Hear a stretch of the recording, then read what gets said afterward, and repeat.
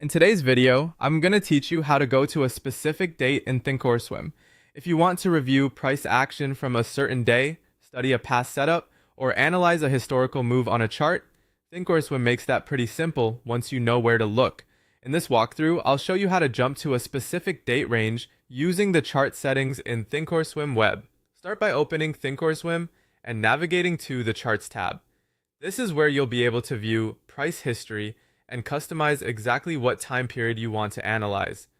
Once you're on the chart screen, load the stock, ETF, futures contract, or any other symbol you want to review. Make sure you've entered the correct symbol before changing the date settings so the chart updates for the asset you actually want to study. Next, look above the chart for the time frame button and click it.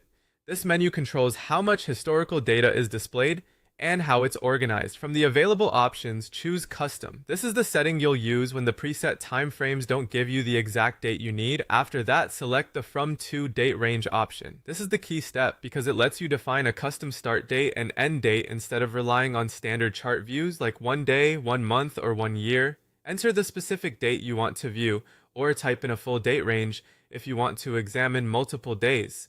Once your dates are entered, choose your preferred aggregation period. This determines how the chart data is grouped. For example, you might use a 1-minute chart for detailed intraday analysis, a 5-minute chart for a cleaner short-term view, or a 1-day chart if you're reviewing broader market movement.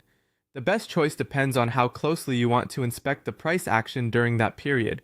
When everything looks right, click OK to load the chart for that custom date range. Thinkorswim will then refresh the chart and display the data based on the dates and aggregation period you selected. If the chart doesn't look the way you expected, double-check the date range and the aggregation setting, since those two options have the biggest impact on what you see. And if you're working with older historical data, keep in mind that the amount of detail available can vary depending on the time frame you select. That's it. You now know how to go to a specific date in Thinkorswim using a custom chart time frame.